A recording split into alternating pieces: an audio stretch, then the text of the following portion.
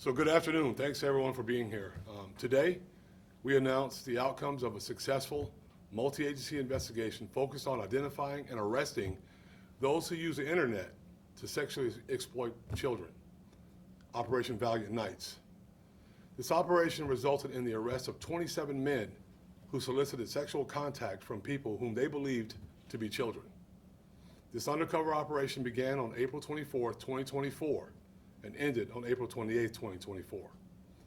The success of this operation exemplifies the strong law enforcement partnerships with our local, state, and federal law enforcement agencies here in Northeast Florida. During this multi-agency operation, JSO ICAC detectives worked together with investigators and agents from the following agencies whose agency heads or representatives stand on stage with me today: the Federal Bureau of Investigation, Homeland Security Investigations, the Intercept Task Force, the Naval Criminal Investigative Services, Sheriff Cook from the Clay County Sheriff's Office, Sheriff Hardwick from the St. Johns County Sheriff's Office, the Bay County Sheriff's Office, U.S. Marshal Service, Mike Williams from FDLE, the State Attorney's Office, and the U.S. Attorney's Office. The objective of this operation was to identify and arrest suspects who solicit children to engage in sexual acts using electronic devices. Undercover detectives posing as children chatted online with these adults. These adults solicited sexual activity and committed to engaging in sex acts with purported minors at prearranged locations. Once these adults arrived at these locations to meet these minors, they were immediately arrested. 24 child predators who traveled to meet minors were arrested during this operation, and 3 additional predators were arrested after follow-up investigations were conducted. The men arrested range in age from 19 to 69 years old. As you can see from these photographs, these men run the gamut of ages, backgrounds, and races. These predators were arrested for a combination of serious felonies, including coercing sexual activity for human trafficking, which is a first-degree felony, and several others. Among the 27 individuals who were arrested in this predator sting was Kevin Pierce. Pierce was employed as a maintenance worker by the Duval County Public Schools at the time of his arrest. He traveled to a prearranged location with the intent of engaging in sexual conduct with a 13-year-old child. Chad Sadlowski, a respiratory therapist, traveled with the intent of engaging in sexual activity with an 8-year-old child. Let that sink in, an 8-year-old. Austin Maddox, a former Red Sox MLB player, traveled with the intent of engaging in sexual activity with a 14-year-old child. Malcolm McGee, employed by the Army National Guard as a sergeant, traveled with the intent of engaging in sexual activity with a 14-year-old child. JSO and our partners put the highest priority on the safety and security of our children. As the internet provides new and frightening opportunities for predators to victimize our children, our investigators, along with those of our partner agencies, will continue to proactively identify and apprehend child predators before they have the opportunity to act upon their perversions.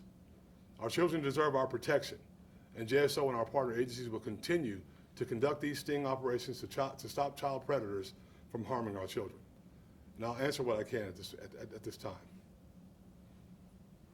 Janice? Janice here, Channel 4, the local station. Were there any other previous offenses for any of the 27 that were arrested, and were they registered sex offenders already? Not to my knowledge, but we'll get that information. We'll double check and get that information to you. Yes, sir. Is there any evidence that any of these guys knew each other or were connected on any kind of platforms? Listen, I can say this. I can say that they probably fished these platforms because they didn't just accidentally happen upon this. I don't know that they know each other, but I'm just very happy that they're off the street. Kind of a follow-up question. Can you give us an idea of what platforms were used? Is this like dating apps, or is this like email, or? I'm not going to share that right now. I'd like to keep that amongst the agencies here so that we can continue to work these cases and continue to target these people that want to target our kids.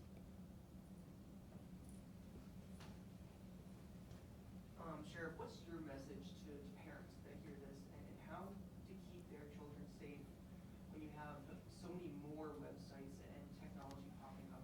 So my message, just pay very close attention. You know, oftentimes our busy lives, and I don't think, and parents aren't doing this or being neglectful in most cases. I think they're just being parents and busy and doing things, and our kids because of school and because of the access that we have to the internet, our kids sometimes venture off into things that they should not venture into. So it's very important for us to set as many protections on our computers and to pay attention to what our kids are doing. If you don't, sometimes these kind of things happen, and we do not want our kids being victims of these predators. Chase here again with Channel 4. Aside from the state charges, will there also be federal charges with the FBI being involved? I'll let the FBI SAC answer that question for us while she's here. Want to come up?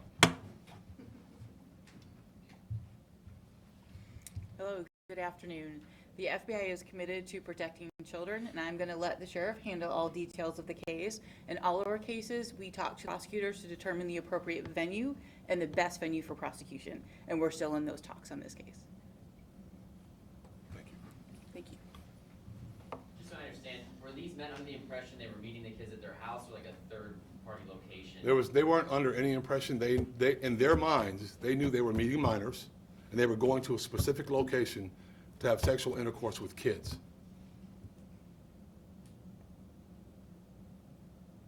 Thank you very much. Appreciate you being here.